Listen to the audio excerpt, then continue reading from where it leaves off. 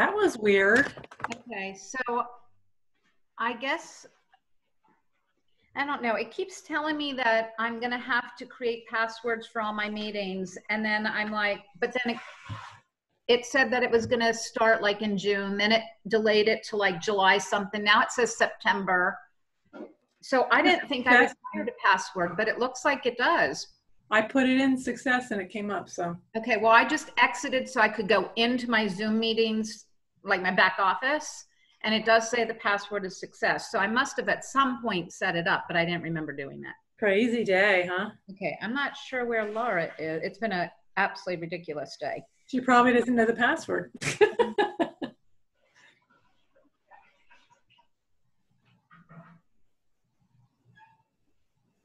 I guess I have to tell everybody for tonight that it's success. I'll send my team a note.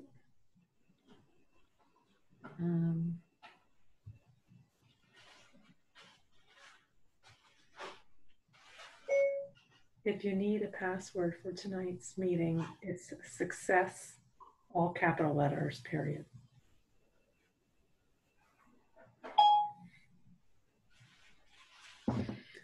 There she is.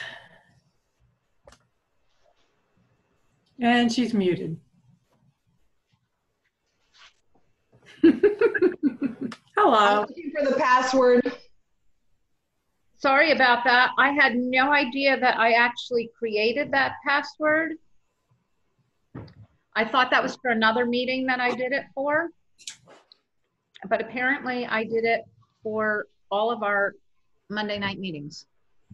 Oh, okay. At the 8 o'clock or 9 as well? Well, it's the same one. Right. Because okay, so we're using the same link. Okay, yeah, I just don't remember using that before. Well, you didn't. Zoom keeps, I don't, like when you log into your Zoom account, do you have the thing up top that says the starting such and such a date, you will need to have a password, or it's going to be, it's going to be required. It started out as of June something, you are going to have either a waiting room or a passcode required on every meeting. Oh. And then it moved it to July something. Now it says September something. I remember you saying that, and I went in and looked. I didn't see it. So when I saw that, I went back to the emails, and then I went back to ones I forwarded myself, but I didn't see it. But we're on. Anyway, we're on. So I'm going to have to start adding that each week so people don't forget. Mm-hmm. I write it down. I'm sorry. Well, I was going to say, if you guys want to just put this in your calendar. Yeah. Like I just have the Zoom links in my calendar, so I can just, of the meetings I attend, so I can just click them on and attend them. And that way, if I'm on the road, I can attend it from my phone and I don't have to. Now, I mean, when I'm running the meeting, I try very hard to be at home. Right. Or at least on my computer. Yeah. So, so I don't know what you guys have to discuss, but I want to discuss Amanda's situation. Yes. And Charlotte, I want to kind of discuss Audrey's situation, because I think this is a really good learning and teaching point that bears repeating for Laura to hear as well, because as she's getting ready to sponsor people. I know, Laura, probably you remember this from way back, but I felt it bared repeating. And I think that I'm actually going to remind Denise of it as well. Okay. And a few other people. But corporate employees are corporate employees. They churn people in and out of there just like any other company. So some people have been there 20 some years, but it's a very small knit group of people that have been there long. Just like any other company, they churn people in and out. But all these people are required to sit through an ECCT to learn the rules and regulations of the company.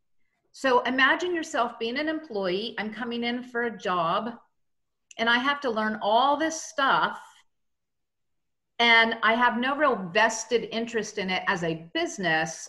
I have to just know it as my job. Mm-hmm. And as you know, and I know, a lot of what we do is learned as we go through and we experience it. Correct. They never really experience it because they're not business owners.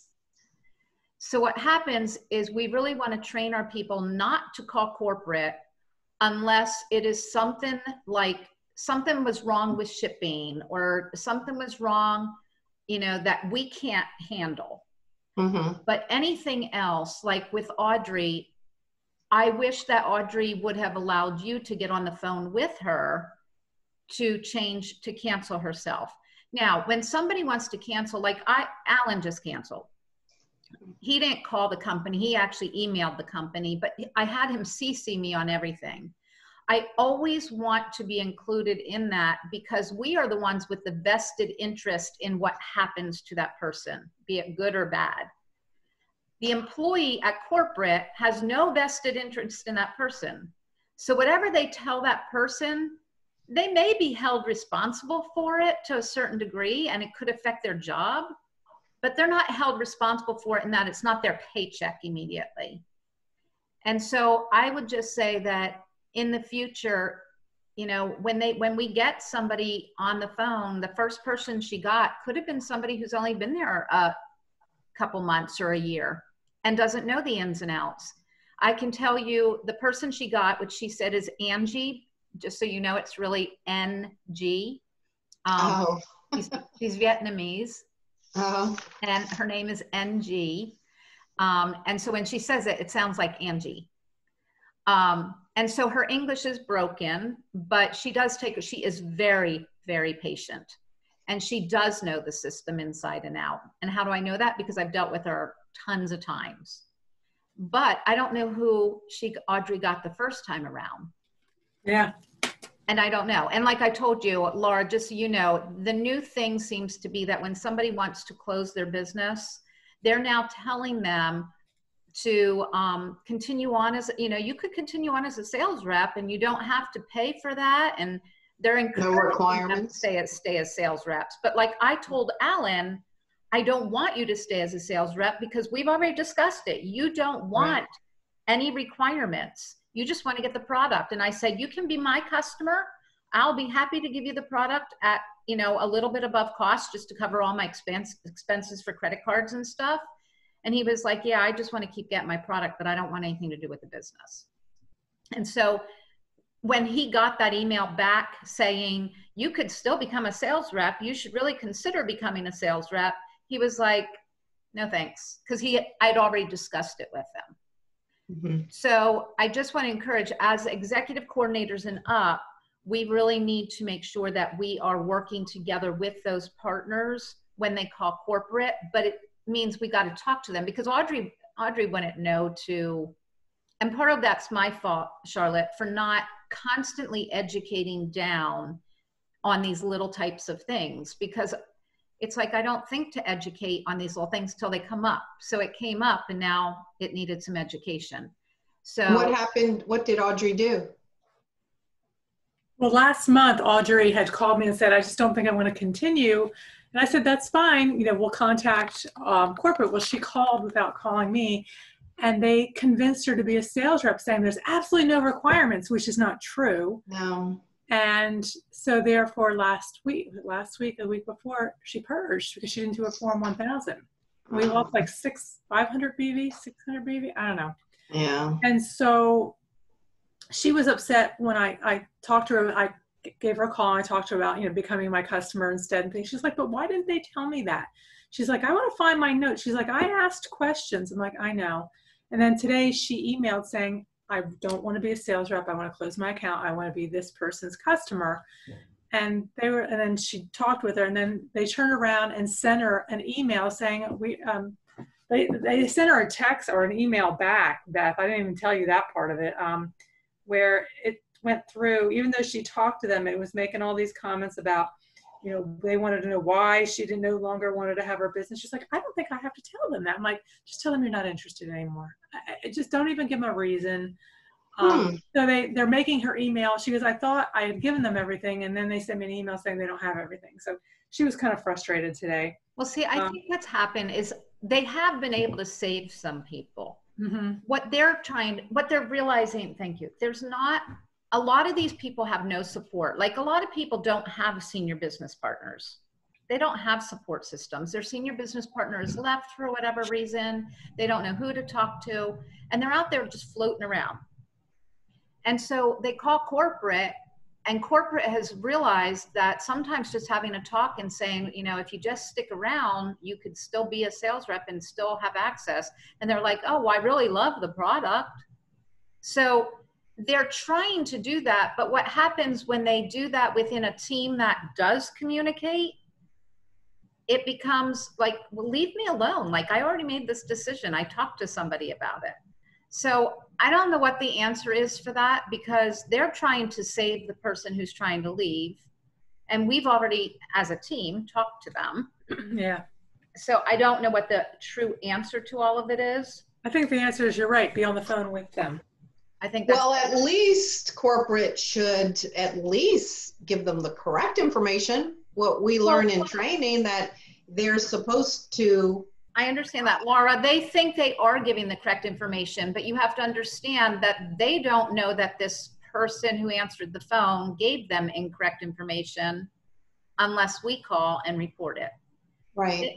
And I mean, they obviously, the calls are recorded. They can check that, and then they use that for training purposes. But again, they crank so many people in and out in a given year on these phones. It's no different than any call center. Yeah, it's hard to find people. It's hard to find good people. And then when you find them, you know, eventually some of those people move into other positions that are key positions. And so you still have new people coming on board that are in the call center. Mm-hmm. I think the other challenge we're dealing with is now these people aren't in a call center all together. They're in their homes. I mean, I've been on the phone with people, honestly, that their little kids are walking in and in the middle of talking to me on the phone, and they're like trying to tell their kid, no, you can't come in here right now. I mean, people are trying to figure out how to work from home when they're used to being in a call center. Yeah, and their dogs are barking. That's always my fun one. Yeah. Yep. I mean, I felt sorry for Sarah Tugender the other day. She was doing a session, and whoever it was that was watching the baby was supposed to get the baby. Well, the baby's in the next room in the bedroom screaming his head off. He woke up and nobody was coming to get him. And she's trying to, as a mom who's still breastfeeding, you're trying to stay focused on your meeting with health professionals. And I'm sure her milk supply was probably like, yeah. And I'm thinking, that poor girl. I mean, because she's sitting and she's going, I'm so sorry. And then you could hear that the baby was starting to calm down. So somebody obviously came to get it, but I felt so bad for her. It happens. Anyway. All right. So let's move on to Amanda. Yes. Just so you know, Charlotte, Amanda has been on a 1-year trial run, the longest trial run ever in the history of the business.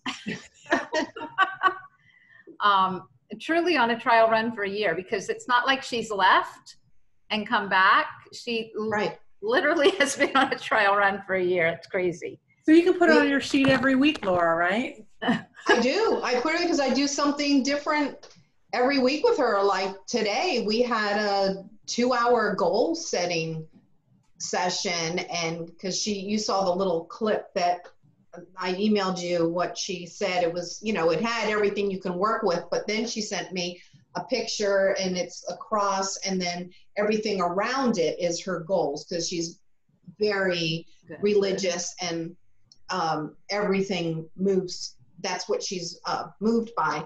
But everything from swimming to with the dolphins to going to the Holy Land and getting Wataka and Melanie from Uganda for a visit here. Everything revolves around that cross and her goals, and then the income she wants to get by, it was October, $1,000 a month. I said, well, the first step is you have to actually open your business. Yeah. I said, nothing can be done until you open your business. And she said, well, what about having, 2 people or people, on trial run? I said, exactly. I said, we have to get in front of people. And I explained that. I said, however, you have gotten in front of people. We have done many evaluations which led to product. And we've established she has 9 customers, 2 on auto ship. and a 10th customer is on its way. I said, we are speaking to people. And I said, and I explained the, one of 4 things can happen in an appointment, absolutely nothing, or someone leads to somebody, and then we have another follow-up evaluation, who they know, or product, or someone says, yes, this is what I've been looking for. I said, but chances are that's those, you want to kind of watch those, because they have to then still go through the trial run like everybody else. So we went through the bullseye or the piece of pie that Lauren did, and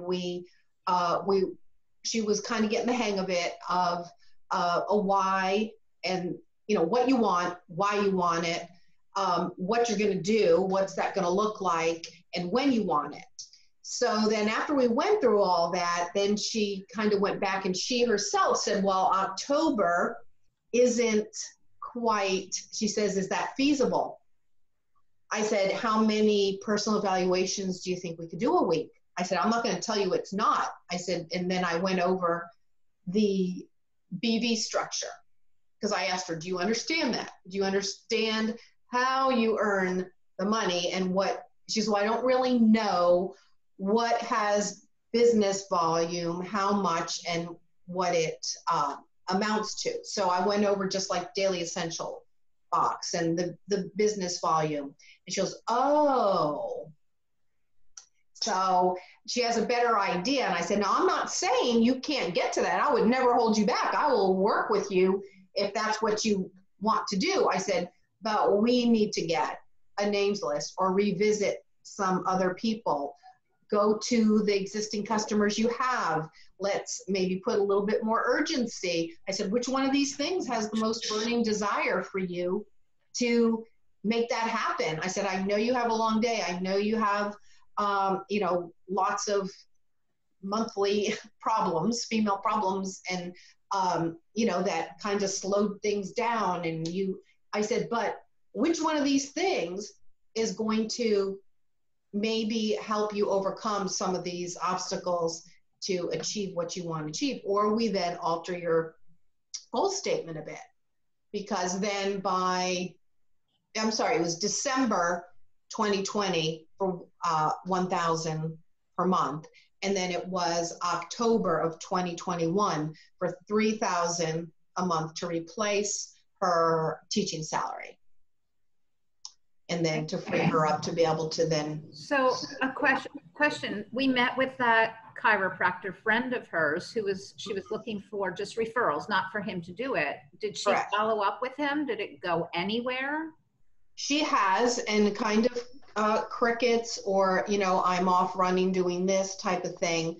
I didn't want to make the meeting too long. I said, draw up your goal statement with the why, what's going to move you. I said, is it going to be, that you have to answer to God at the end of the day and say, okay, I fell short of my plan that I want to do for you and spread the gospel, I said, I'm just throwing things out there just to get you to think. And so I said, but the thing is, we have to get in front of people and see who they know. I said, we can revisit people. I said, there's Nutrimetrics 101 and 201 this Saturday. Who do you know to help evaluate? Because I didn't put this out there, but would this be okay to do, like to say to people, the old John Giuseppe promise, if you attend this, I'll reimburse your $15, your $30, like to a health professional? Why would you want to do that? Because initially they have no, say, hey, would you evaluate this? It's getting dark in here. Would you evaluate this program and, for me, and see what this program is like and how we teach and train, without having anything prior, that type of thing. And it is, all kind of an all day thing. Well, yeah. So that, in my opinion, that would be you're asking somebody to do you a favor. So yeah, I would probably offer to pay their ticket, and then that's a marketing expense for you. Will you get anything out of it? I mean, it's a shot in the dark. I don't know. Right. Right. So if you look at it that way, I wouldn't have them attend 101 and 201. I would just have them attend 101, which would be $15, and then say, if you see something in it and would like to attend the other, then honestly, I don't think they can register for it at that point. I think they'd have to come back and take it again. But hold on, I think there's another one coming up. There's another one August 16th. So yeah, so that's what I would do. I would, like, if you did anything, I'd get them to 101, pay the $15, and then you could actually register them. But obviously you pay, I'd have them pay and then you pay them back when they attend. Right. Right. Say when you attend, then I'll. And then if they see anything that they like and they want to come back to 201, I would then plug them into the August 16th.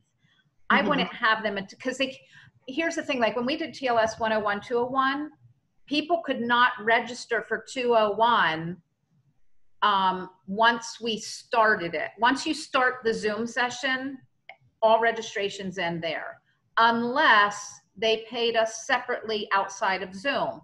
But they couldn't do that because you can't register for a Zoom event that you're paying through PayPal that's connected to Zoom. You can't register for the event without paying PayPal. Oh. So, okay. And that's it's a challenge we're having. So like they can register up to when it starts, but once it starts, it locks them out. So they would probably, I think there's an hour in between. It's 10 to 1 and 2 to 5. So if they wanted to, they could jump off at 1 o'clock and go ahead and register for 201. Right. And then I would tell them, if you see anything that you want to get more information to attend 201, feel free to do that. I would put that on them though at that point. Right. Yeah, because, she has that Dr. Sosa. I don't know, they seem to be so close. She keeps going to him, chiropractor. But he's just not giving her the time of day. But just like Carrie today, she didn't have any interest of the doctor side and her husband when we first met a while ago. I mean, not at all, not going there. So I didn't go there at all. But now things perked her ears up. And, we'll see where that goes. Yeah, but no, I wouldn't invite her yet because she's just now starting to, she wants to go talk to him. Right. But like Dr. Sosa, I mean, honestly, Amanda's been talking about Dr. Sosa for a year. Yep. So I would say, yeah, like if she can get him there, but I don't think that that's your money to spend. Right. Right. At this point. I mean, have you even met Dr. Sosa? No, I have not. Yeah, so I think that in his practice, and I caught a glimpse of him, and I talked with that Leslie when she was there. Yeah, see, I don't think, here's the thing, if you had a relationship and you felt like he was going to show up and you were going to get something from it, if anything, I would tell her, say, if this were me and I had a relationship and you feel he will show up, I would encourage him to show up. I would not pay for him up front. If he does show up and then you have a follow-up meeting, I'd give him the $15 at the follow-up meeting and say, thank you for showing up. And, can you offer me any referrals? Did you get anything out of it? That kind of thing. But if she doesn't have a follow-up meeting with him booked before he gets on there, I would not pay him that. Right. Yeah. So we had a good conversation, and then on convention, what'd you say? I'm a hard ass. Oh. Then we talked about convention, and she's she said that she would pay the $100 and for her and Claver to attend. Okay. So I'll need a ticket. I just have my own ticket. Okay. So do you have, you're out of tickets, Charlotte? Lynn Hepp is buying my one ticket. Has she? No, but she said that's what she's going to do. So I'm going to talk to her. I just texted her a little while ago. She's still feeling really sick. She is. So, Okay. I was going to text her today, but I won't if you already yeah, she said, I'm going to bed. I've worked all day in my pajamas, is what she did. said. Okay. Okay. So, but she, she said they want to buy the one ticket. And I gave her the option of $100 without shipping the product, or the $200 and I'll ship the product. And then Harry wants a ticket from you. He's already said, I have a ticket, right? I said, yes, you have a ticket. Harry already paid for his ticket. So yeah, so he's set. And nobody else is saying anything, but I'm having lunch with Audrey, Lynn, and Valerie on Thursday. So Okay. I'll bring it up again. Okay. Well, Harry already bought his ticket, so he's paid for. I'm not sending tickets out because there's no point. We're gonna, when they email, they're gonna be emailing us a number. I think Mark I think said. so. So when A they, registration number or something? yes, when they email the registration number, I just told Harry I would email that to him. Yeah, and that's what I'll do the same thing with Linda. And then I'll let you know if I need other tickets. Okay. So Laura, Denise still has 2 tickets, I believe. Okay. Where's my list? I have to look at my list somewhere. I don't know where my list is. I think it's on my desk.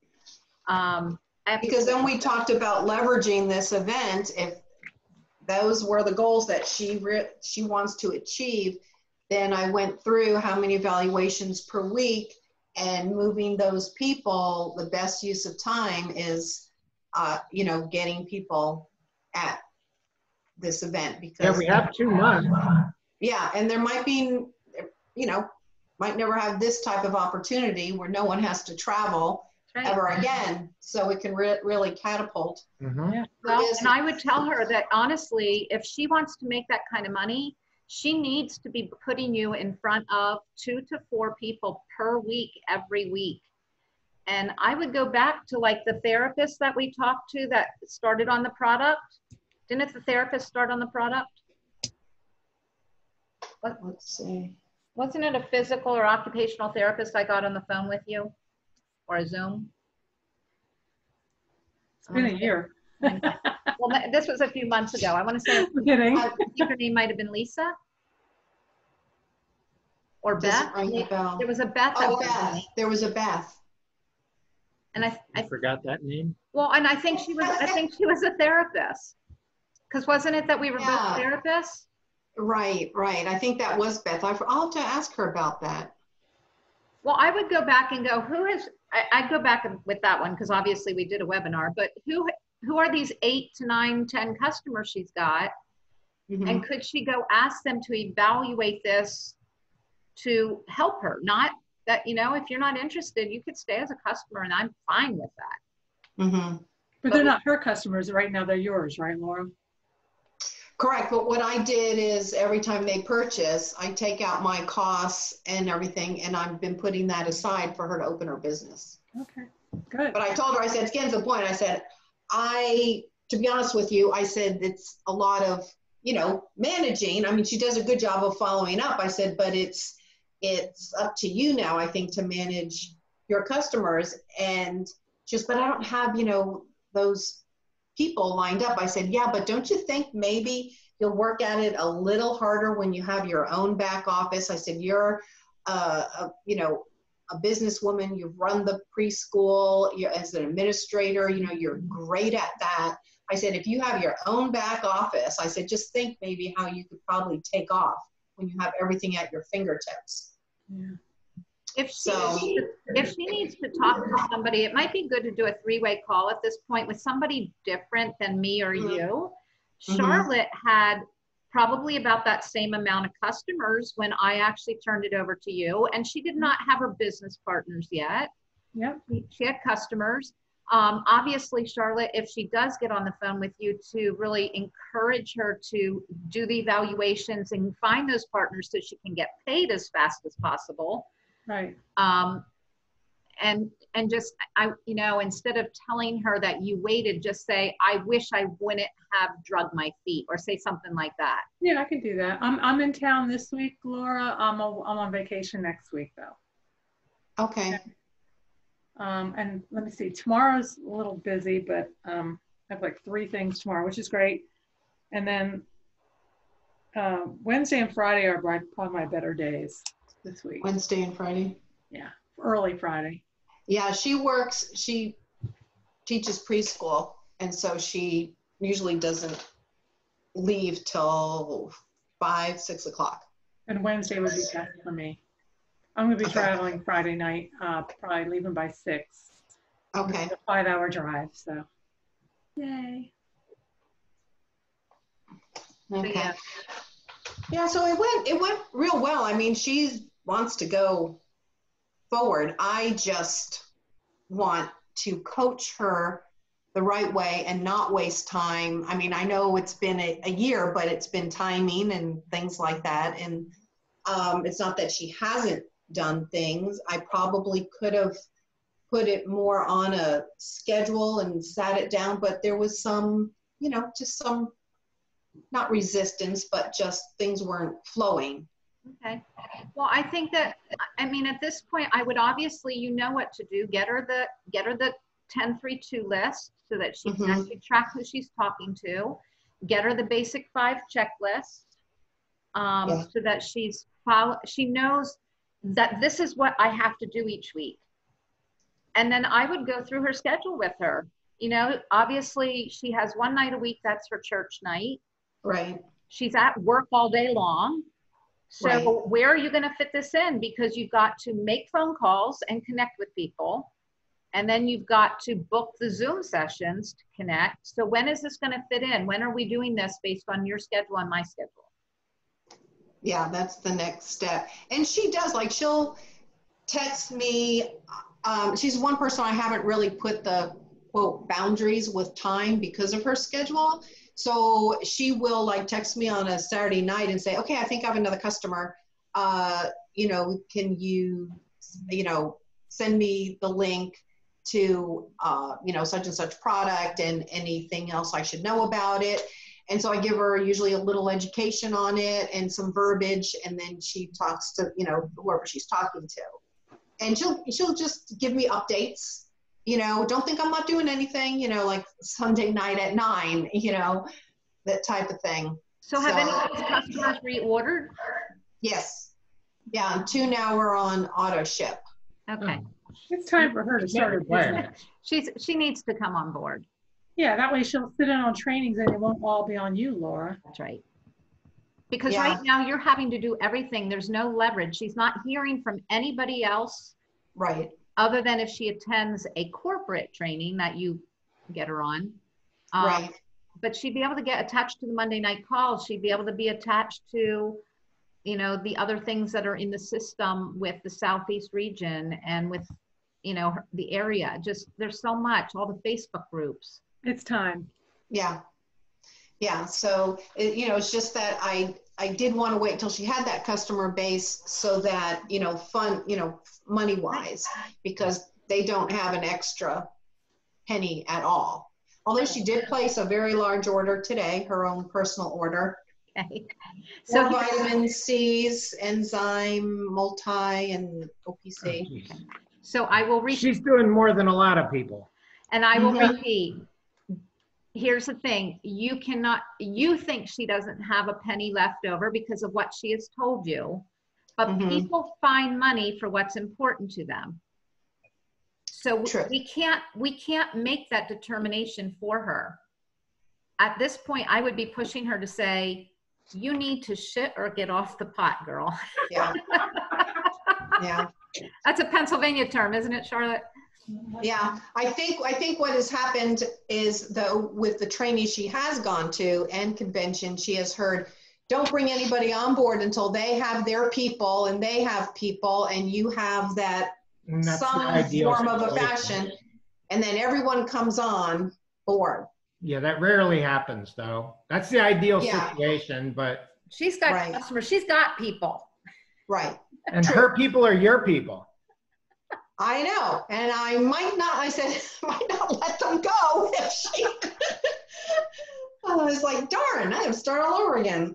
That's how I feel. All my great customers became partners, which is great, but I lost customer. I'm like, okay, I gotta find some new customers. That's what constantly happens. It's like a revolving door. Yeah. So, nice And problem to then have. that Alyssa, she, I contacted her in California, her son Trey, special needs child, and I contacted her because she couldn't take the Bliss with the meds that she's ended up having to go on. So she gave it to a friend. So I didn't want to bug her. I hadn't heard from her, and I thought, oh, I wonder how things are going with her, you know. So I just texted her and I said, hey, I said, I've been meaning to ask you, how's your friend doing on the Bliss? Well, she called me back and we had the best conversation and she's doing so much better. Her son is pooping daily. yeah. That was the little boy that every fourth day it would just be explosion. And he's like clockwork. Every day he's on the DNA Miracles, the enzymes and the OPC plus. He's 4. He's taking 1 cap of the OPC. And so we said today, you know, maybe start with a cap and a half, see how he does. Cause now he's talking more. And he asked her mom or Alyssa, he said, new diaper, please. And that was, they're thinking, you know, they're starting to potty train. So he knows he's wet. And Wow. yeah, he's autistic. And so she said, yeah, he's starting to talk more. She said, she said, I have no idea what's causing that. And I said, I do.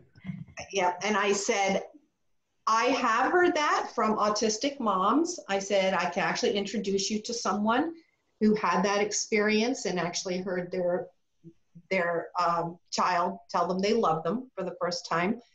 I said, and she said, but he seems to have a lot more energy. I said, well, how did you feel when you were constipated? I said, you probably were running around.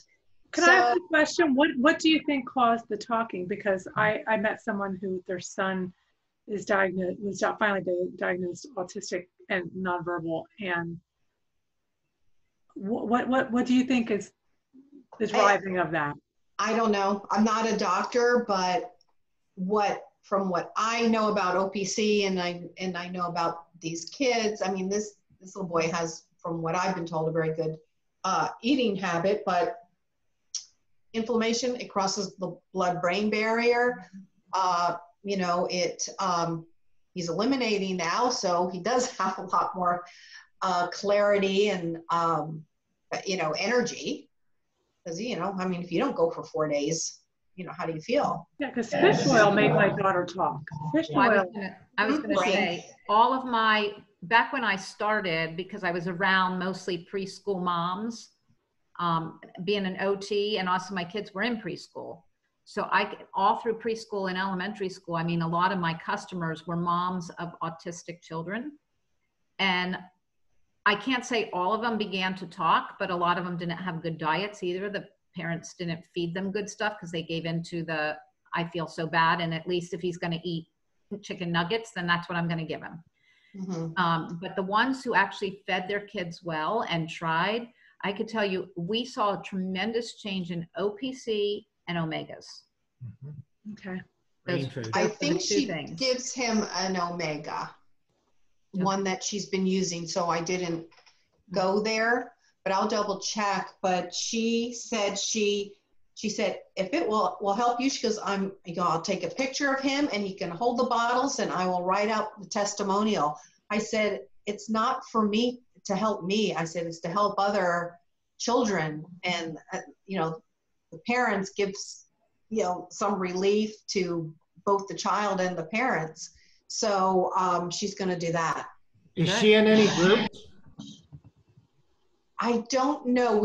Tonight was the first time we talked more than just product and, you know, of the present day situation. And her husband is in top secret military position, but I said, you might know more than I do, you know, because she was telling me about her mask behavior. Not that she wants to wear one, but her husband has passed down the, you know, how he wants it done.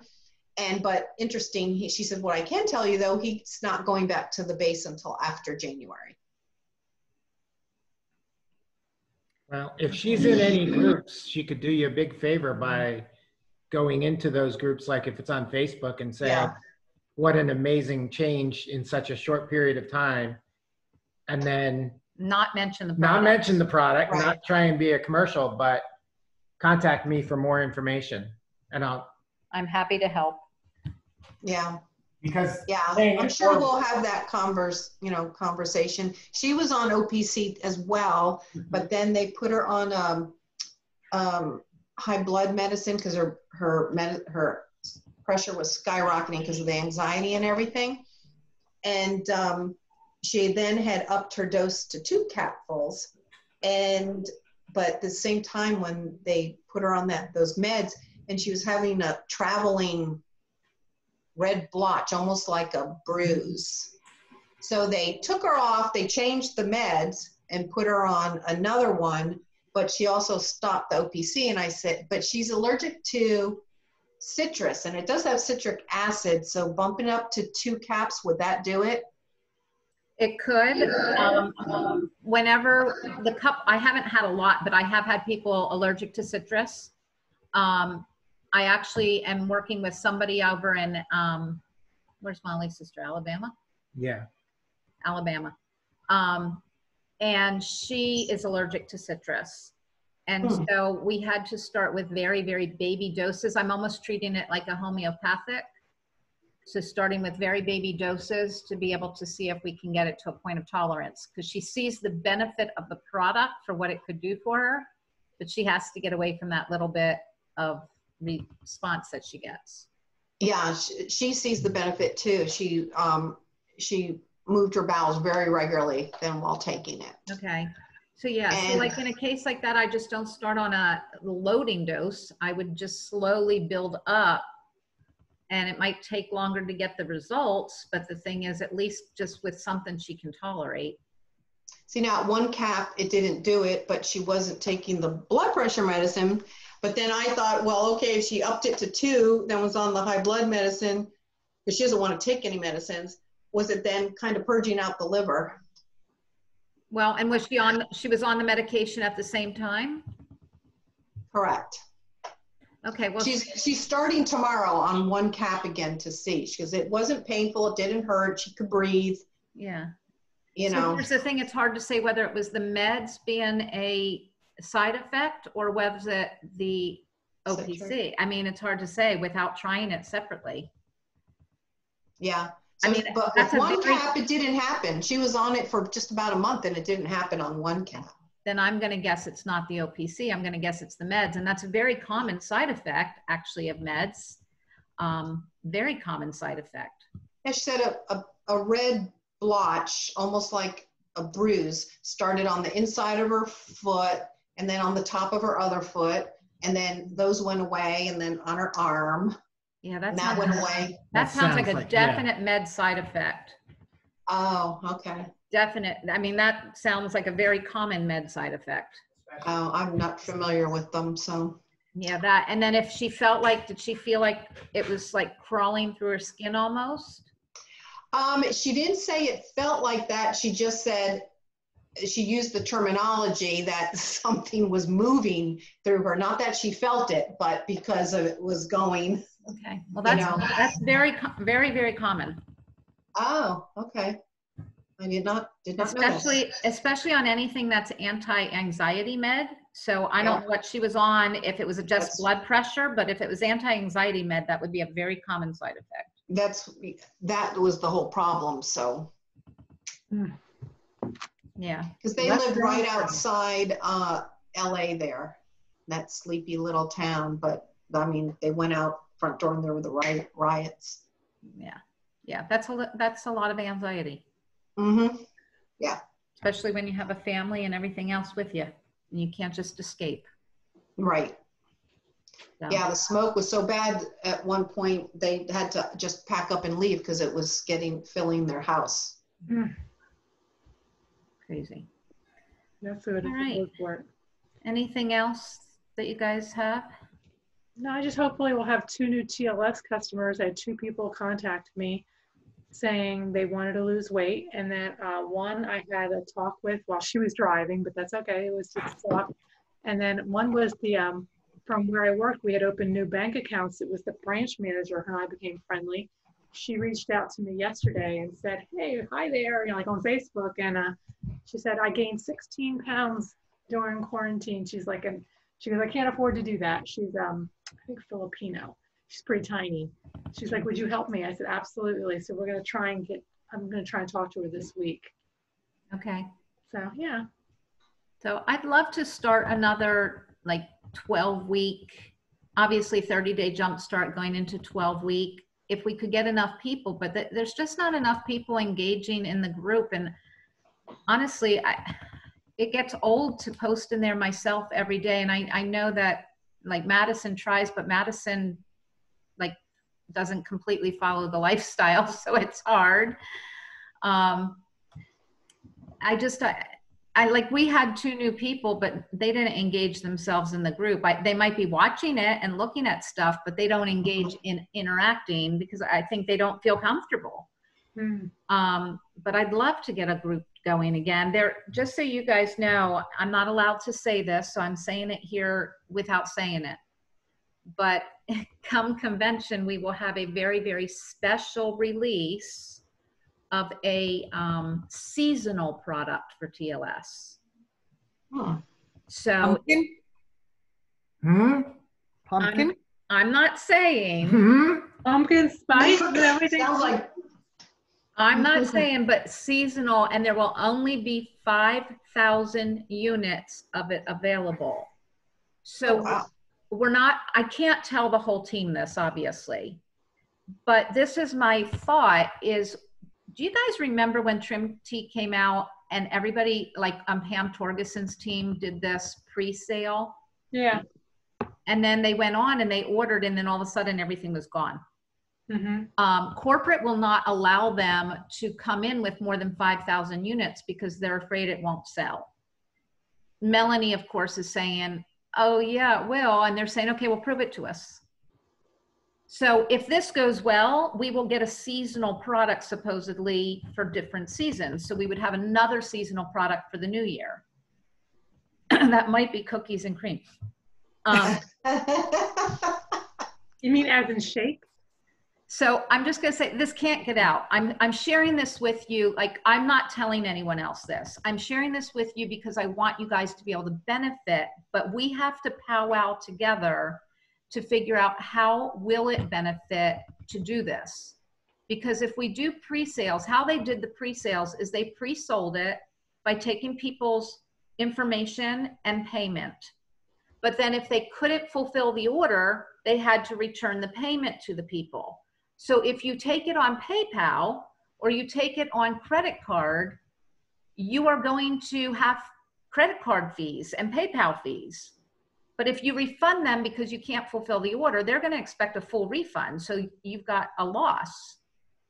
Now, if you do it via Zelle or Venmo, or send you a check or give you their credit card information and you don't process it until it goes through, those are some options. Or cash, Or cash. even though there's How a can we be- shortage. I just don't want to do this and then other people buy the whole thing up, the first day and nobody else. Well, that's what I'm saying. We would be the people buying it up. That's my point. Okay. That we would go in there the day it's released and we would place this order for 150 or 1,000 or whatever. And then what would happen is, because we would have to do it as a large group of, say we sell 500 units, it would have to be like one of us going in there and ordering 500 of it. Now, they might put a limit on it. They haven't said that, but based on what happened with Trim Tea, they might put a limit on it per person. Kind of like toilet paper. Well, I don't know, but that's my thought, that in order to make it not be like it was last time, they might say the most one person can order is 20 or 25. In that case, we would all have to go on and order. But if they say it's if they say there's no limit and we have 500 units sold, I would almost feel like one person would have to go in there and go for it. And then obviously all the product would come to that person. And then that person would have to send it out and ship it out. Yeah. So, I mean, then you have shipping charges. And anyway, just some thoughts. So have the checks made out to Philip Black. Just kidding. Or cash. Or cash. Or cash. Yeah. So I think these are just some options to think about and figure out how you want to handle it with your team. Also with the TLS though, maybe something like a Zoom to kick off, and then people see each other and then would be more comfortable posting.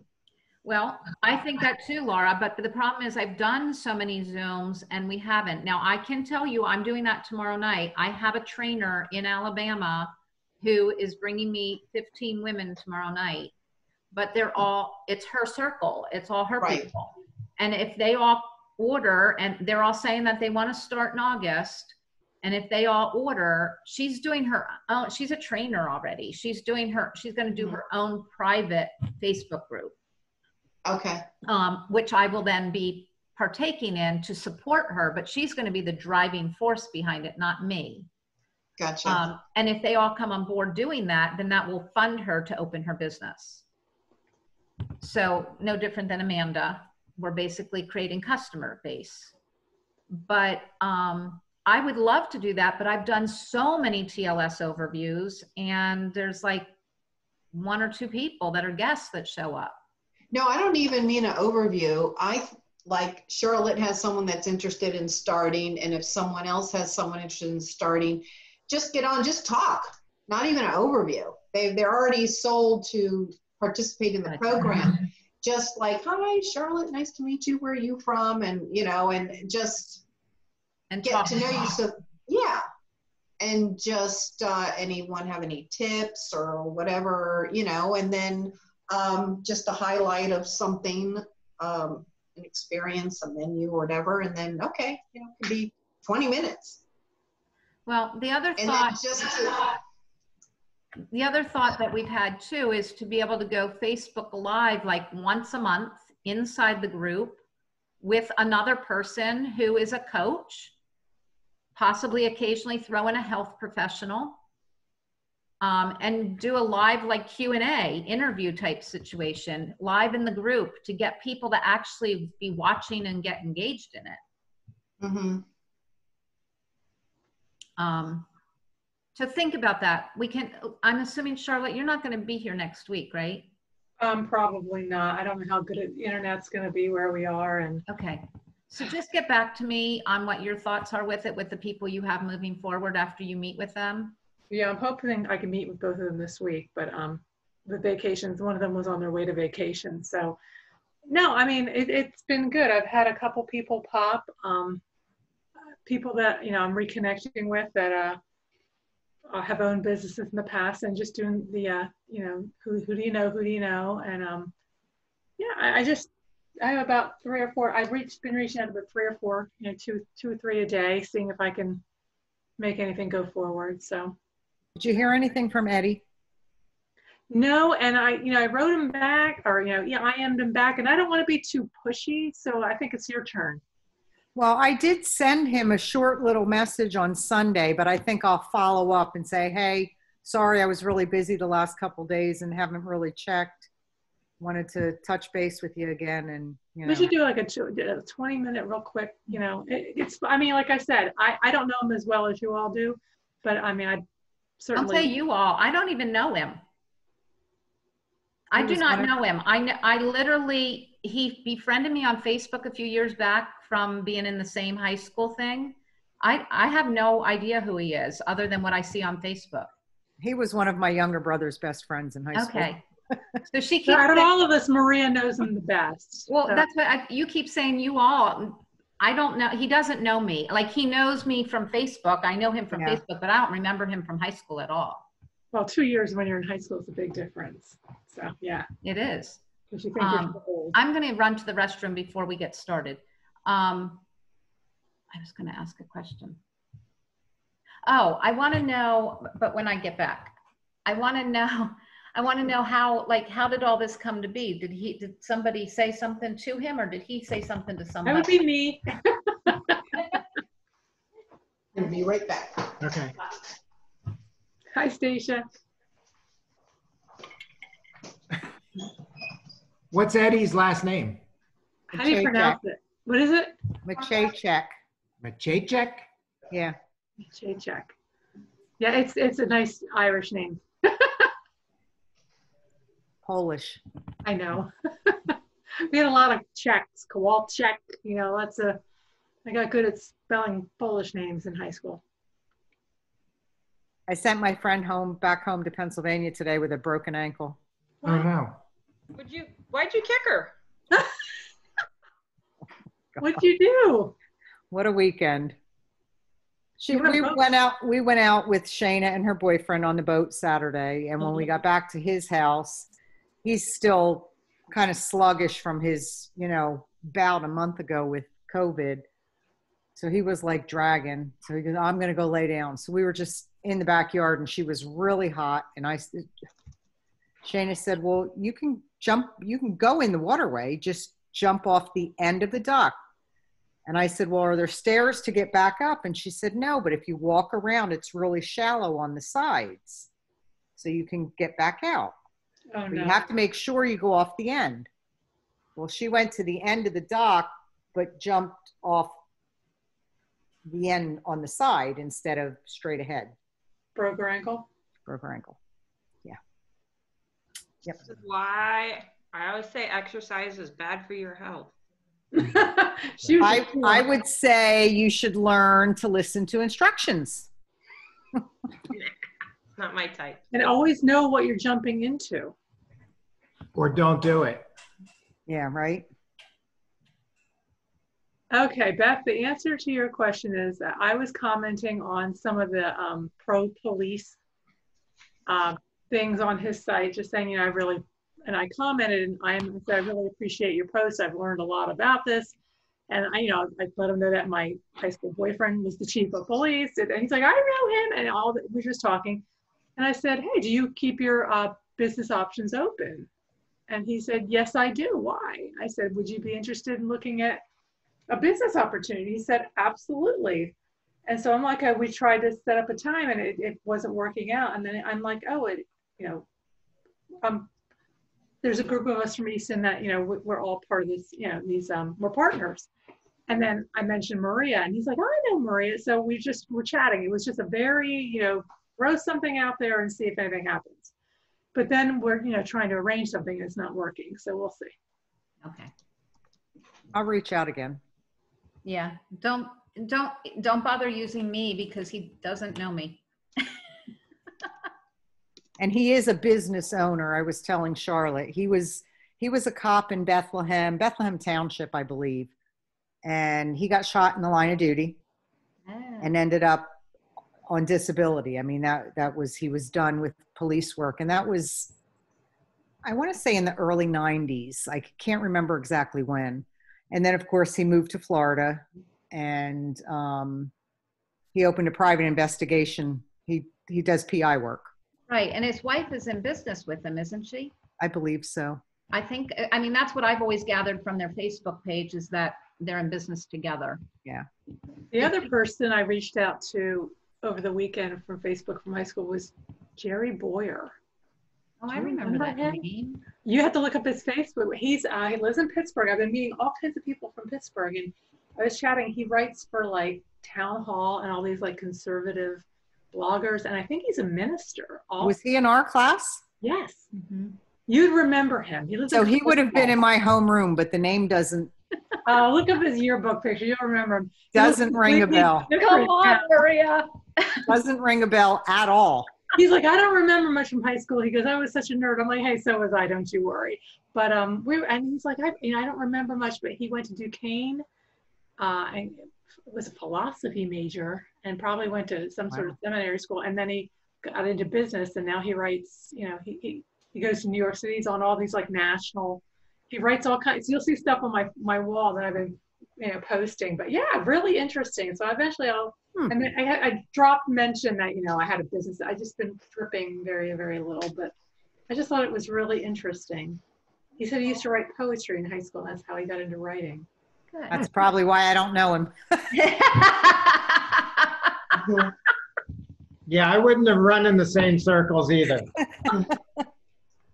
If he I may told have. That's Derby the hard Limerick, part. that was my circle. I was like, I mean, he didn't remember me at all. I mean, barely. I was like, oh, well, thanks.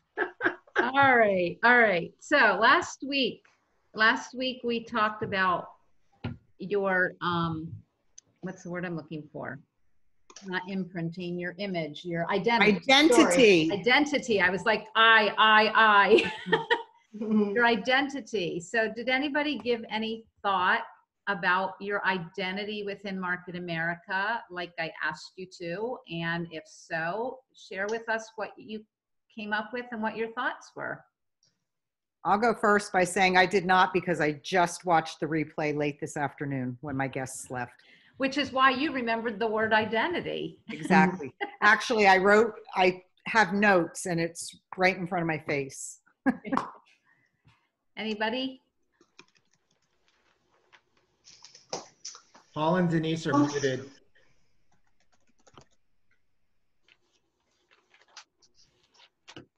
I'll be honest, I completely didn't do it. I was looking for doing job interviews and reaching out, and I completely forgot. So. Okay, anybody? Well, I've been working. Oh, go ahead.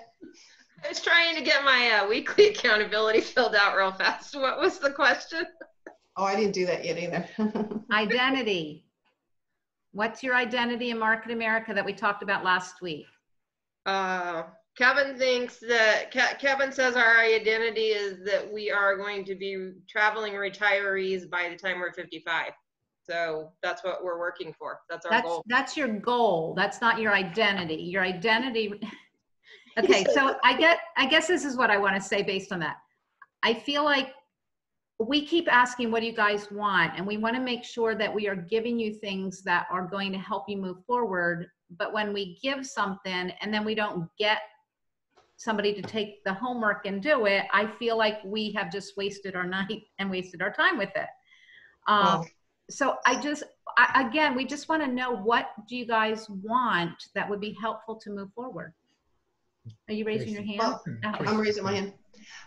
Well, I've been reworking my goal statement mainly because it needs to be reworked, but also because now that I'm coaching somebody to do their goal statement, you know, you really can't go what you haven't done yourself. So I was taking myself through the process just to be more effective with this person. And I was thinking about that, and it really, I mean, an educator. I'm an educator with Market America, and I've struggled with this, not being an educator, but struggled with who am I? What am I doing here? Because, you know, basically I'm just, you know, mom, grandma, and help everybody else. But really, when it boils down to what I see myself doing is educating on wellness, but educating on opening one's mind to a different way of earning income, leveraged income, and just educating, not passing judgment, not making decisions for people, just educating. And that's what I am by nature anyway, a teacher. Mm-hmm. Laura, that's excellent. So I would say that would be really, really important for you to bring forth in your 2-minute commercial. Again, we're still seeing 2-minute commercials that are leading with product and business. And remember, your 2-minute commercial should not be leading with product. It should not be leading with business. Your social media posts should not be leading with product. They should not be leading with business. They should be leading with an identity, a story that people see you for who you are. Okay. And so it's really important, because here's the thing, like, we're not going to just throw things out on social media and people are going to respond and join your business, because once they see a couple things on social media, if you start throwing things up there, you know, come to this event, come to that event, come to this event, this is the best event.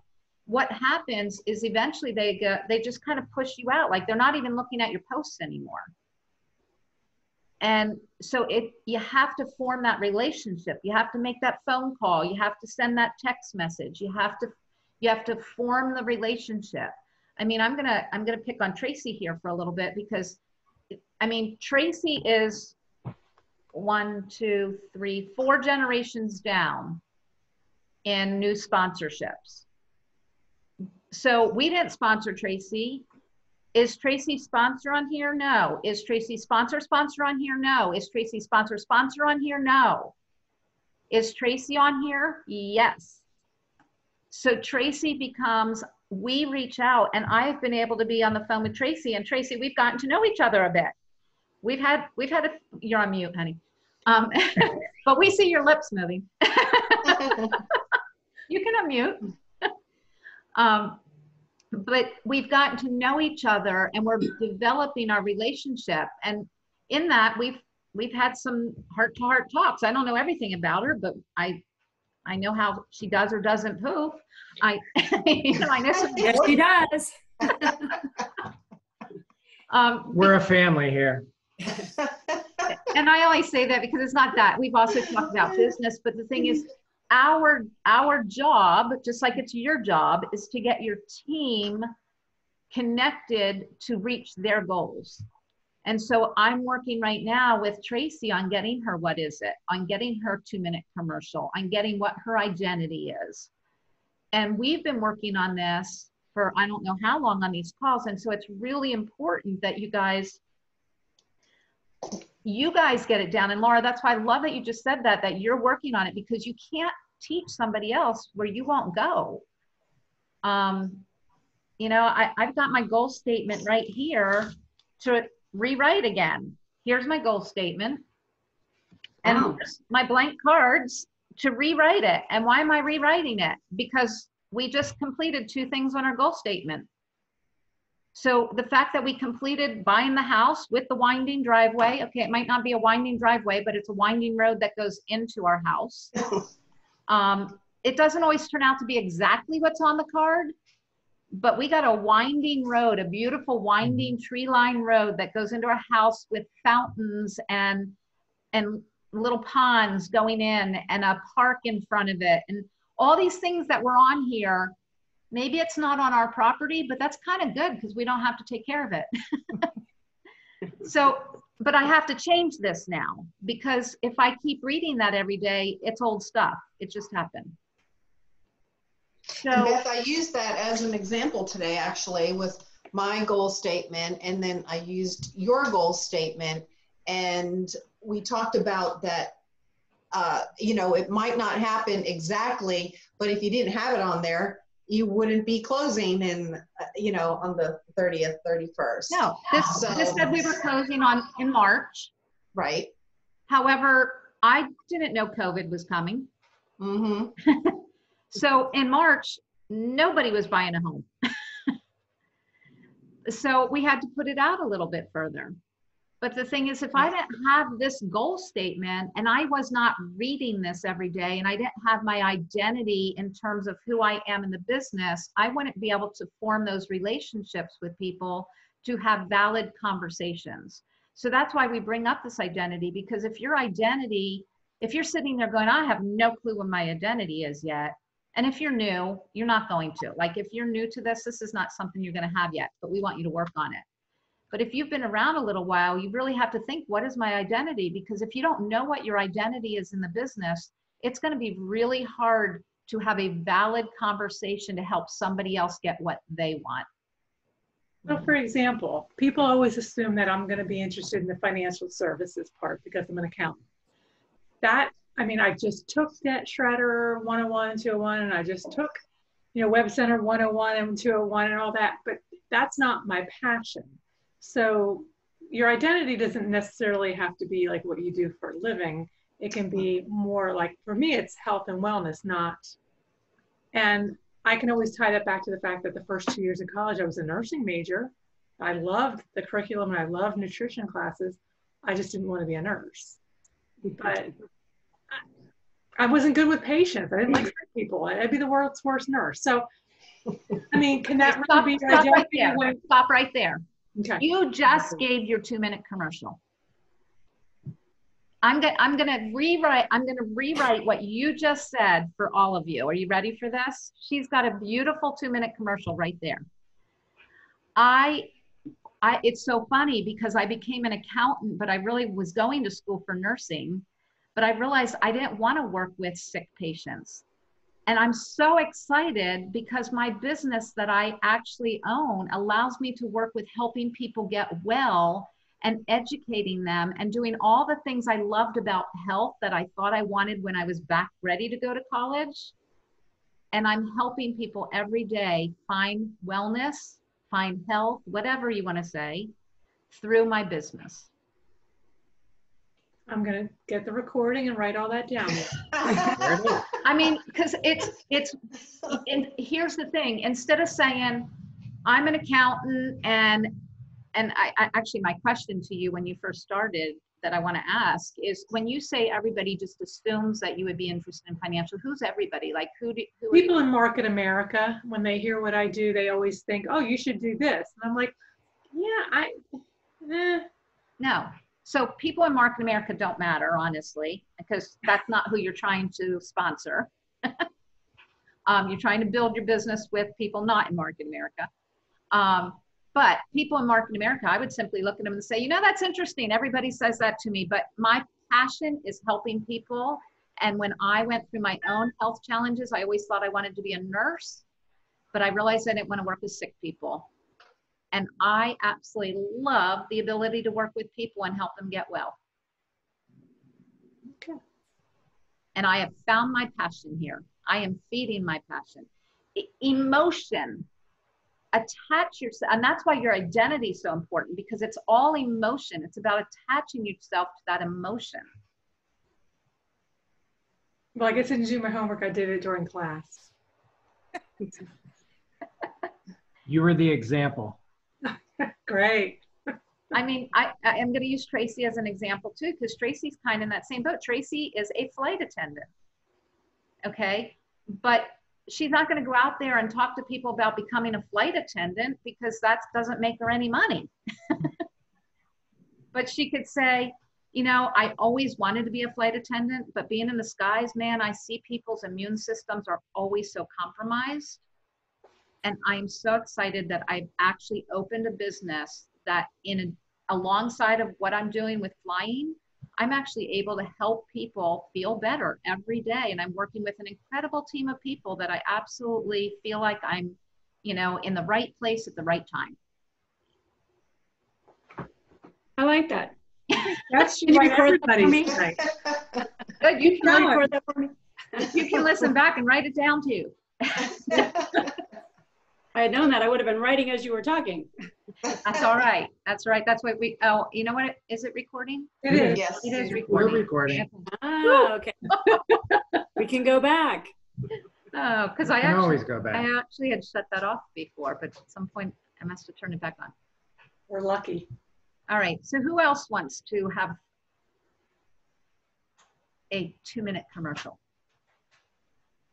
I didn't hear back from you still on my shortened one. Because my life has been in disarray. My mother was in the ER last night for hours. Oh, no. Oh no, is she okay? You okay? No, but that's all right. We will get through this. And we had how many estimates today? We had 3 estimates Estimates. at our new house. So we only got one opportunity to get in before closing. So we had to jam pack Which people coming over to measure and meant we had to go look at tile, and we've had a few moving parts. You were busy. I'm having a hard We're time. crazy busy, and we've got 3 storage units in Georgia to move to Florida, so there's a lot of moving parts right now.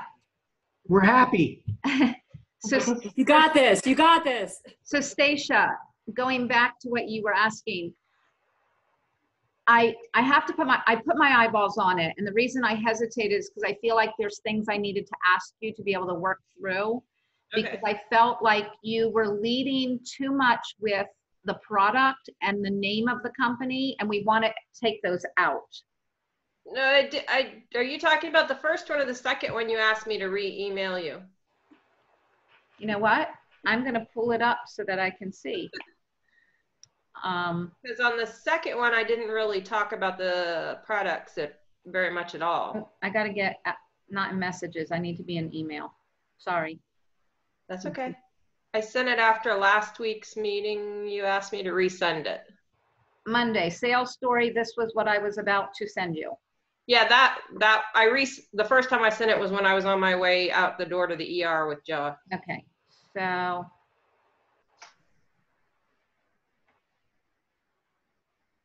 Okay, so you guys, I'm just going to read this because it's been a while since I've read it. So I'm just going to read it. And I know why, Stacia, because we need to shorten it. Obviously, this would take me a full 2 minutes to read.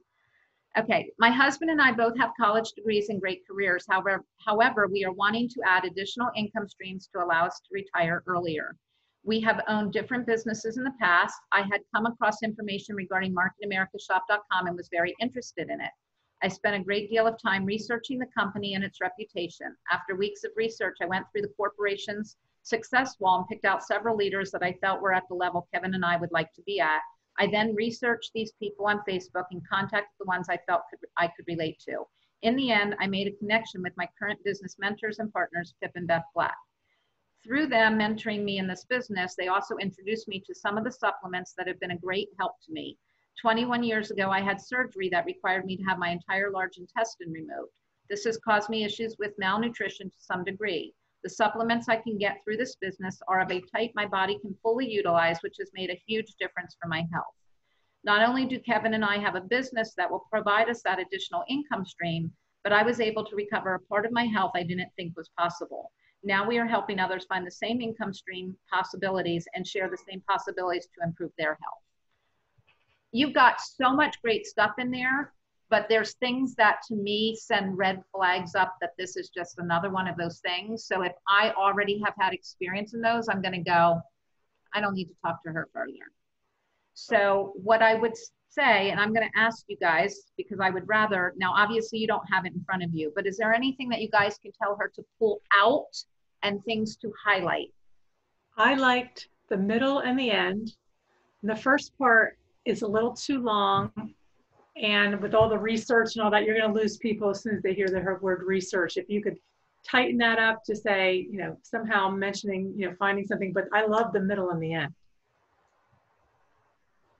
So the middle and the end. Where she talks about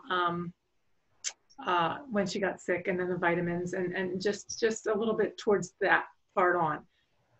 As far as all the researching and finding, you know, people, somehow shorten that to talk about, you know, finding a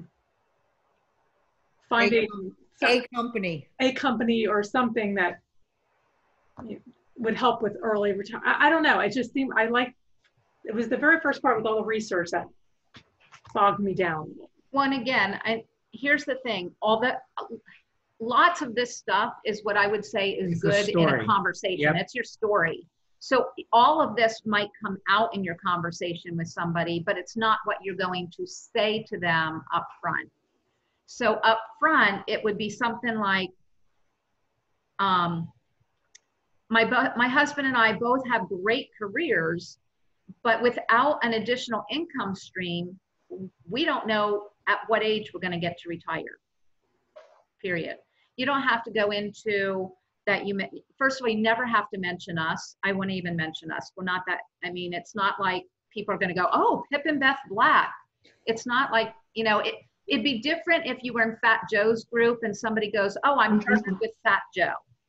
That's different. People would know that name. They're not going to know who the heck Beth and Pip Black are, and it really doesn't matter. Fat Pip doesn't have this name. In St. Louis, it would go a long way if I said I was partnered with the Black people.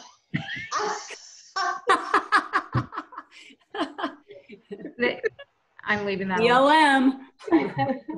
Oh, so I would take out that, just like Charlotte said, I would take out the whole beginning part because I think you need it. My husband and I have great careers. but we wouldn't be able to, you know, create an additional income. If we don't create an additional income stream, we're not really going to be able to reach. I don't know when we'd be able to retire. And then basically with that being said, I do think there's value in you saying something to the effect that you did some research. And the reason, Charlotte, I think that's important to her is because she's been involved in so many other different companies. So it allows her to say, and she's attached and connects with a lot of people who have been in other companies. So that's important to say, after some research, I really found that I could relate to these people and I related to the information. And I was really, what I really love is that with the mentoring that we're getting, I've been really able to not only improve my health, but I've also been able to start creating an additional income stream and help others do the same or something like that. I mean, I have to work on it. But the whole thing is that you don't have to say how you improved your health. You don't have to say it was with supplements. You don't have to tell them that you have you know, you had your large intestine removed. You don't have to tell them any of that up front. You want to say, I would greatly, like I would say, we use words like, I greatly improved my health. And I wouldn't even say through products. These mentors really helped me greatly improve my health. If somebody does not turn to you and go, well, what was wrong with you? I'd go, you know, I have no further conversation to have with that person. I mean, if you say it greatly improved my health and that person does not turn to you and say, what was wrong with you or how did it improve your health or ask you any question, then there's no more conversation to be had about your health. If you say, I have a great career, you could even say, you know, we went to school and we did what we thought we were supposed to do, go to school, get a good education, get good jobs, get good careers. However, honestly, the way things are going, we're never going to be able to retire, even though we both have good jobs. Mm-hmm. I don't know about you, but there's a lot of people out there I feel are in the same boat. And because of that, I was researching for ways that I could create other income streams. And I'm so excited to have found somebody who's actually works with us, mentors with us. And not only has it helped us in business, but it's improved my health. You know, you could even the word amazing. Well, you could say upgraded our health, upgraded my health, because that's one of those words. It doesn't ring a, you know, red flag, but it certainly is, you know, by using upgraded, it's one of those good terms.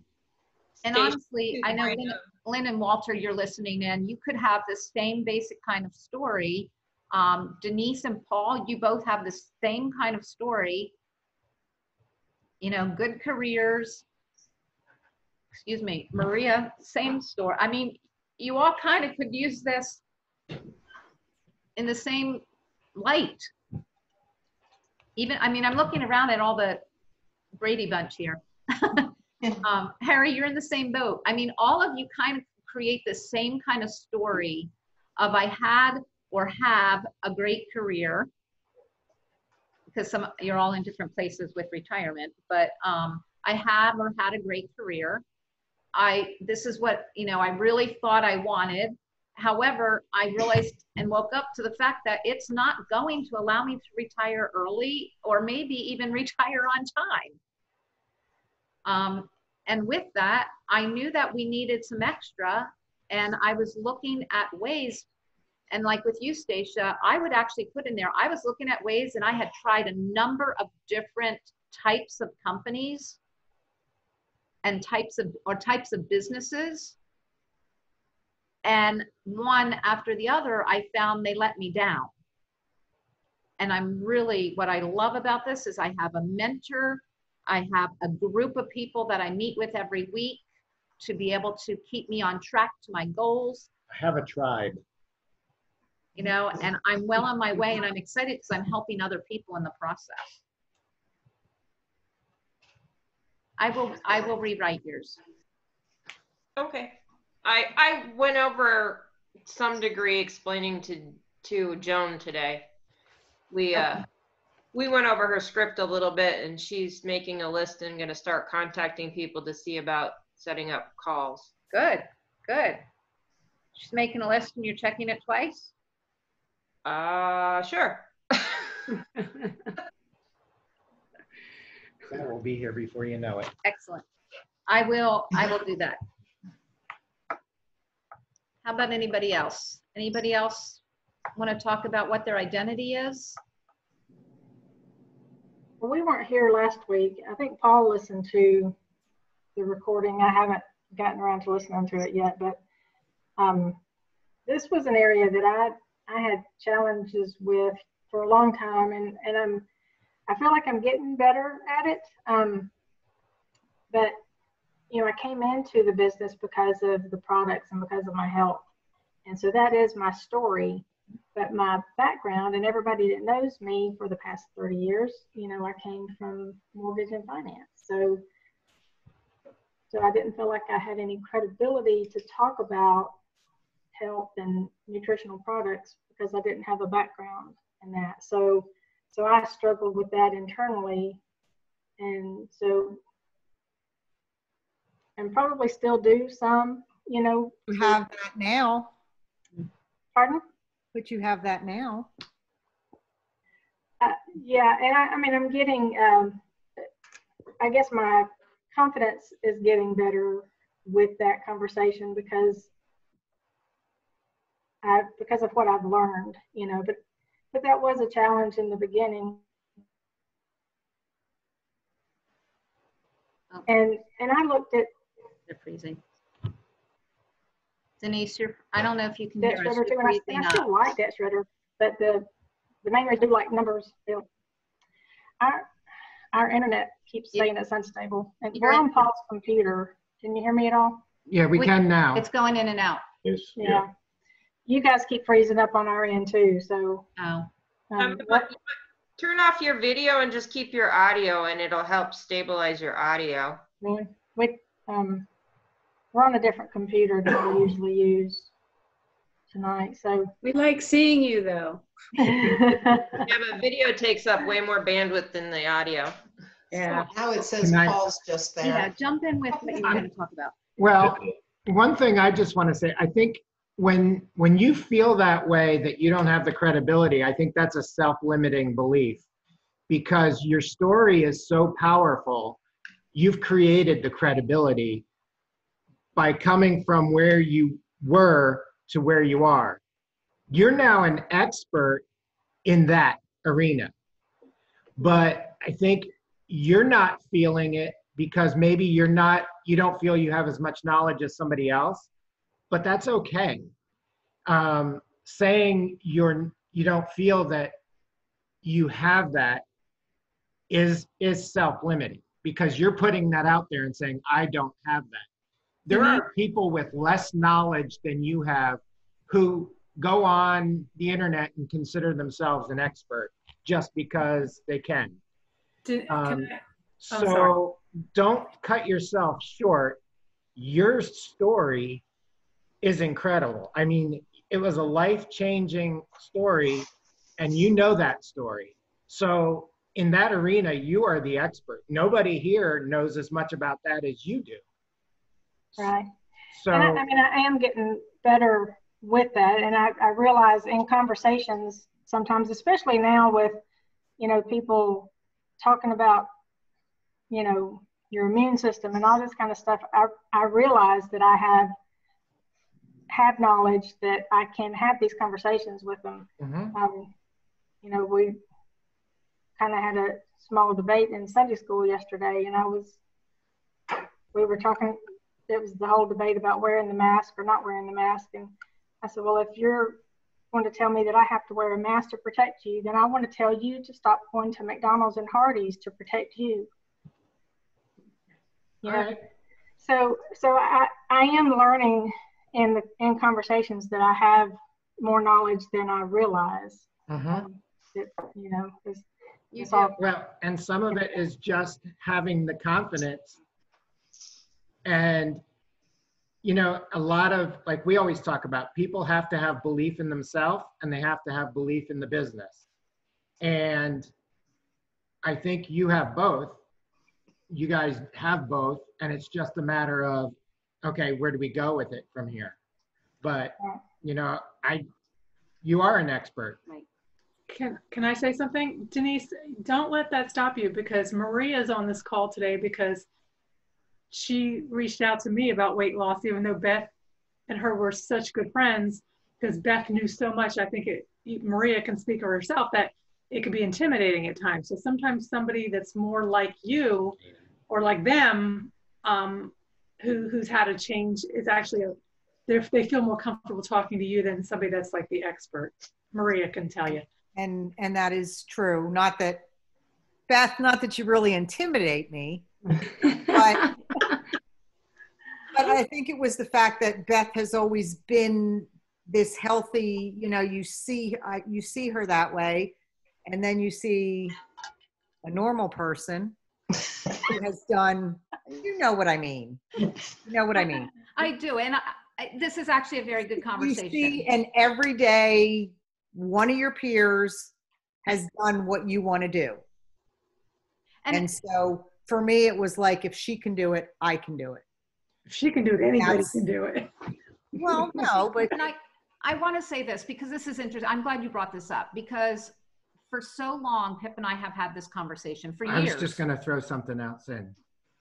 Go ahead. And it's along this line. And I want to tell you about a conversation we had with Kevin Buckman. And this is probably going back 10 years ago.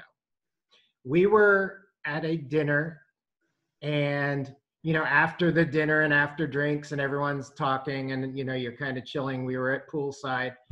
And Kevin Buckman and Beth and I were together. It was just the three of us. And he goes, let me tell you something. You guys are too perfect. He goes, you guys try to do everything perfectly. And your problem is, and I don't know that he used that term problem, but he basically said, what's holding you back is other people cannot see themselves in that light and living up to you. You have to start messing things up so people can say they're relatable, kind of thing. And we went and, you know, we left there and we were like, well, that's offensive. That hurt. And what he was saying is, don't worry about being perfect. Don't do that, because other people go, well, I can never be like them, so I can't do this business. And as we see when JR does any kind of presentation, perfection is not his goal. I mean, he's a sloppy presenter. His slides have way too many words. They're often misspelled. There's often grammar errors in everything. And yet he's a billionaire. So you can, you know, it's just our makeup that we are a little tightly wound, and we grew up in the Easton area school district where we got slapped if we had grammar errors. And so we have that perfection thing in us, but we did have to try and relax a little bit and try to just be, I don't know. I don't want to say more. Well, I want to say that because obviously all of you deal with us. My conversation to Pip after that, and for many years, has been, and even just last week we had this conversation, it's always, am I supposed to totally, like, for lack of a better term, I don't mean this negatively, but dumb myself down to not be as perfect so I'm not me? No. Or am I supposed to be who I am? And I mean, we're both the youngest of, I'm the youngest of 5, he's the youngest of 4. We had our asses beat. And so you become perfect because you don't want your ass beat. So when you look at that as large families and what we grew up in, no wonder we're so tightly wound, and we try so hard to not, but I could tell you, there's been times I even test it. I'll say, okay, well, I'm just going to mess this up and see what happens. And I'll mess something up and somebody comes back and says, you messed this up. And I'm like somebody always corrects me. Nobody corrects JR. And I'm like, because authentically they know that I wouldn't have messed it up, and I would want to be told if I messed it up. Yep. Plus I've had people come back, and I'm going to pick on Lynn and Walter. I mean, Lynn and I were friends from the age of 4 years old, but I knew that she felt more comfortable talking to Charlotte, the same reason Maria did. I mean, even when I traveled the country as a fitness professional doing fitness trainings for other fitness leaders, some of my feedback was, you are too perfect on stage. People don't feel that they can do what you're doing.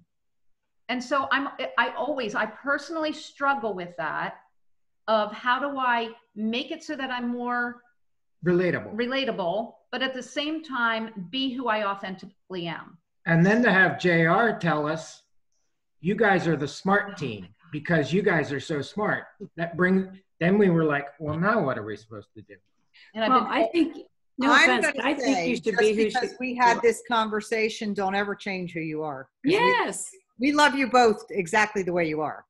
I agree. Thank you. I just think, and this has, even outside of the business, if somebody did something that I wanted to do and it was like, Joe Blow from down the street, I would probably ask how they did it before I went to a professional to ask, how do I do this? Just because if you see, I don't want to say a normal person because you're a normal person, but you know what I'm trying to say. I hope you know. I do. This is not my life. Yeah. Yeah. I think it's the same thing. Beth and I go way back with the business per se, not to the school age that you guys went to school with. And we practiced at everything. When Motives came out, when Custom Blend came out, when Web Centers came out, when NutriMetrics came out, we practiced everything and had it down, just fluid. And my husband always said to me, what are you doing? No one's going to be able to duplicate that, or you're talking too much, you're giving too much information. It's pink and it works, that's it. And it's funny that resonates a lot. But now I've been, with the Zooms, I've been listening to so many UBPs and Part 1s and everything. Just for instance, Tiffany tonight. It's all about the emotion and being the real you. You are the real you. I have seen tremendous transformations in the business and how you do present, and you are so much more relaxed and still with all the knowledge and crossing the T's and dotting the I's, but that element of being relaxed and pulling people in and making it all about them and where they want to go. And the thing is, you don't have to be perfect, because what I realized, as hard as I try not to say ums and you guys and stuff, I can't tell you how many Zooms and UBPs from people at the top are, hey, you guys, this, even Elizabeth Weber, but it's real, it's the norm, it's the population. So you do, I think, have to sit back and meet people where they are. Now, granted, if you're in front of, remember the days of going in with the medical staff, you're probably not going to say, hey, you guys, you're not going to do that. You have to meet people where they are, but especially with Zoom, you can sit back and not be perfect, not get every bit of detail in. And and that's huge for me to say. Well, it is. And Laura, not any different. We've had this talk, you're very tightly wound as well. Mm-hmm. And so the point that I want to make with all of this isn't like feel bad for us, because don't feel bad for us. We've had made growth through all this, and we're good. This is not a pity party on Beth and Pip. No. What I want to say, that's the importance of working as a team, mm-hmm. because you don't know who's relating to who. So if Maria related to Charlotte's calling me on the phone back then going, oh my gosh, should I meet with Maria? I know she's your friend. And I'm like, go meet with her. By all means, meet with her. If we can help Maria, go meet with her. If we can help Lynn, go meet with her. It's not about me. It's not about perfection. It is about all of us working together as a team. And so Paul and Denise, Lynn and Walter, Tracy, Harry, Stacia, Maria, all of you being newer and not activated yet, we want to help you. And I don't mean just we, all of us want to help you. But you got to get out there and make the contacts. If you don't, and that's where I want to share this story. And I know you had some other things you wanted to talk about, right? If we have time. I want to share this story because, and some of you may have heard this. I don't know if we shared this in the Charlotte local we did or not. We might have taken it out. But I remember JR used to stand on stage and he used to say, if I could just grind myself up and put myself into a pill every day, I would. And you could take the JR pill and you would have the belief and you would have the confidence. And I thought, I had no confidence in myself. And I know you guys think I'm all crazy when I say that, other than Laura, she remembers me back when. I had no confidence in myself. I was not a business owner. My identity was not as a business owner. I did have passion to help people get well, but my identity was not in business at all. And so I would listen to that and go, gosh, if I could just have that JR pill. So I came home after one convention after hearing this for a few years. And keep in mind, I was at Master Coordinator for 7 years. So I was stuck. I was stuck in our business and I wanted more, but I wasn't getting there. And so I came home and I took a bottle of OPC and I printed out a JR picture of him standing like this. And I wrapped that OPC bottle with JR's picture on the front of it pointing at me. And it sat on our countertop in our kitchen next to our supplements for years until we moved and I threw it out. Because at that point, I had gotten the confidence. Because every morning I would just, even though there was nothing in the bottle, I would shake that little bottle right over top of my isotonics cup. And in my mind, I was taking the JR pill every day. So I tell you, you gotta step out. You gotta do, your goals have to be big enough, bigger than what you think. You've got to read them or you're not going to do the uncomfortable. It was it's still uncomfortable for me to reach out to people I don't know. I am not just somebody to reach out and make a phone call to. I would much rather sit in my house and hang out. Or go out when we're allowed to go out. But I'm not somebody like Laura's very, Charlotte, you both reach out, you talk to anybody. Laura and I would go places, she would talk to everybody and I'm just like, she knows, I don't just reach out. If somebody else starts the conversation, I'll join in, but I'm not one to just reach out. So I have to force myself every day. And when I forced myself to start reading this consistently every day, way back when, I realized these things, and then start putting it to pictures, is when I started going, I need to be accountable because I don't hold myself accountable. And when I got an accountability partner in accountability team, and I started using that basic 5 checklist and the Master on Franchise Owner program that it fed right into, that's when we started growing. Until I started doing the accountability sheets regularly, I had one partner. And all the growth came once I was terrified to do those sheets. Mm-hmm. But it does make you look at what you're doing and where you're spending your time. Mm-hmm. Growth is outside of the comfort zone. And my favorite was there's no BV and TV. That was like, I love that. No, one of my favorite things is change is inevitable, but growth is an option. That's right. Mm-hmm. That's right. I like that. Good one. I think the year 2020 has proven that. Yeah. Yeah, right.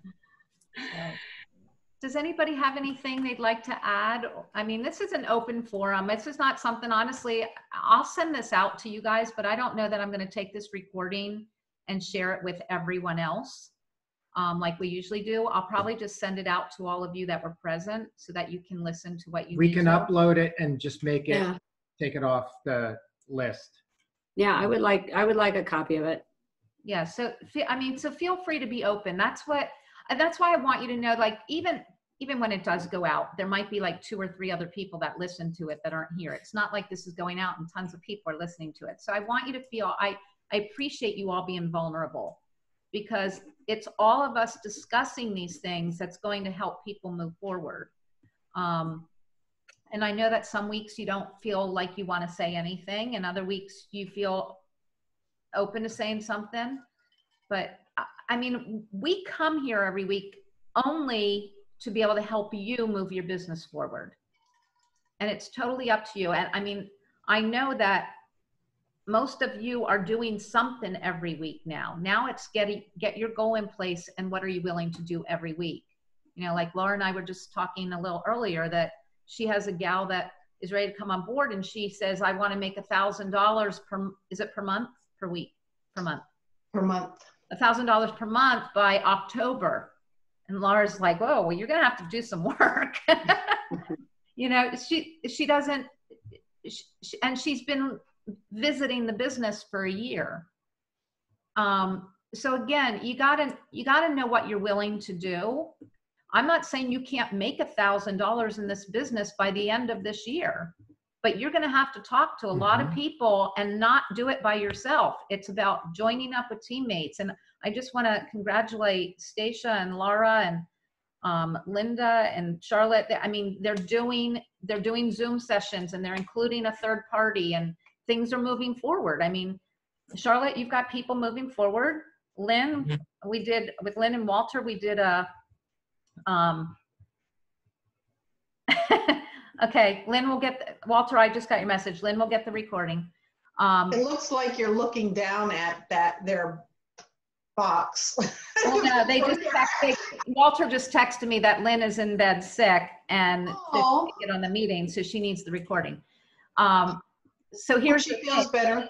Lynn and Walter got some people on, and Walter, if you want to unmute yourself, I'm not sure, but I do believe that you ended up out of that meeting selling somebody into product. Am I correct? You got a customer out of it? I don't know if you know how to unmute yourself. There you go. They're good. We got you? Yes, that's correct. Oh, can you lean into the computer so we can hear you? I said you are correct. A man of many words.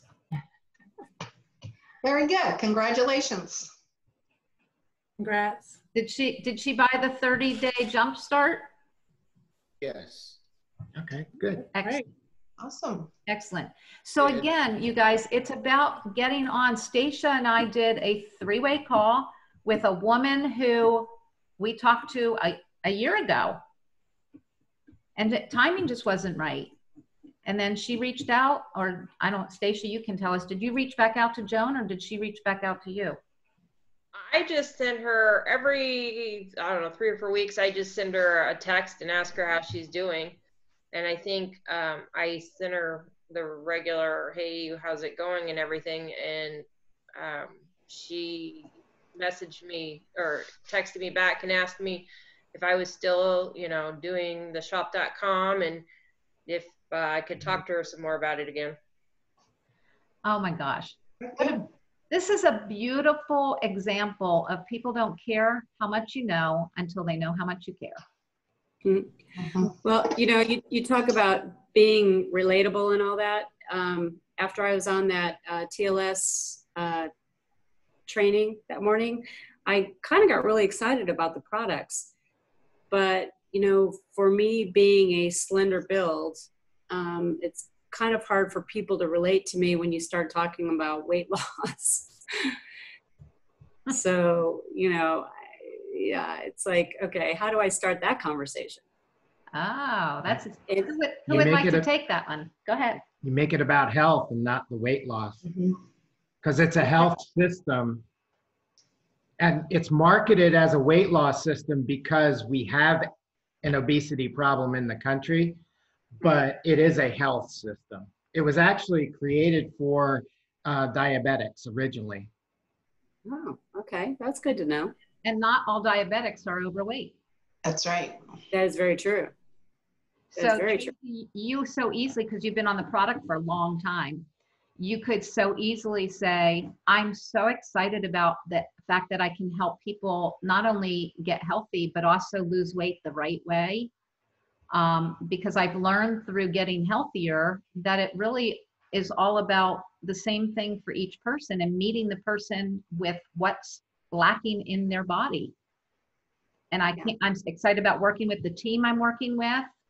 You know, I always say sell the team. Like when I talk to people, I never ever say I.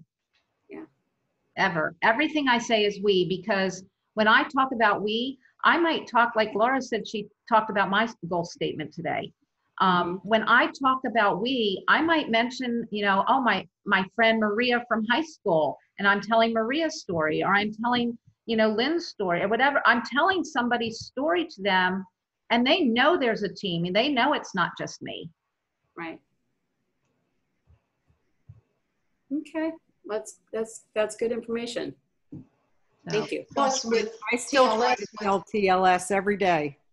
You what?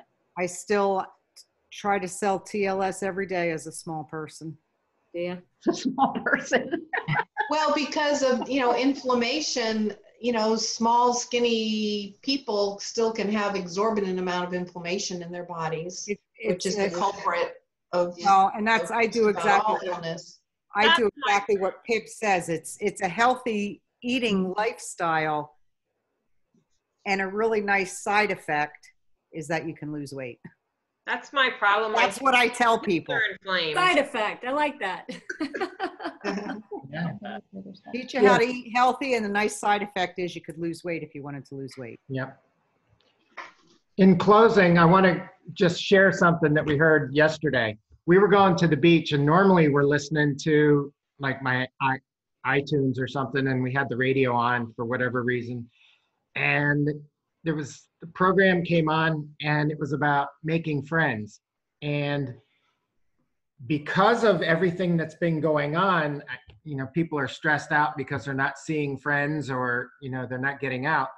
And it was, how do you make friends? And the answer was from psychologists is to be friendly. And then the follow-up was, well, how are you friendly? And they said a couple key things when you meet somebody. Number one, if they say, whatever they say, like they've done this, respond with, wow. And if it's something that they say, you know, they learned to do this, it's, wow, how did you figure that out? You're kind of putting them up on a pedestal immediately. And then the other thing is, when somebody says, you know, like, I don't know, I've been to 27 states, you don't jump in and say, well, I've been to all 50.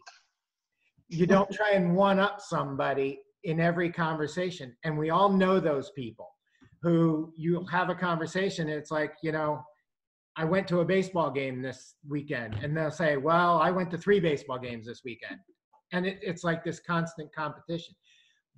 So the psychology was, if during the conversation you say, wow, all of a sudden they feel liked, like you're respecting their opinion. And by not trying to one up them, they walk away from that conversation saying, I like that person. And it's just a simple psychology thing. And I thought it was worth sharing because, you know, so many times people go, I don't know, you know, how to make friends, or I don't know how to meet people.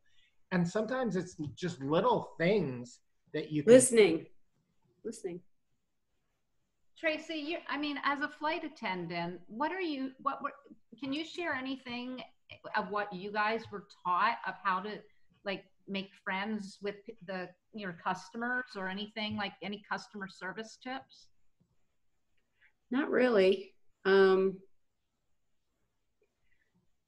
really. Just the type of personalities they hired were going to be the type of personalities that interacted with people well.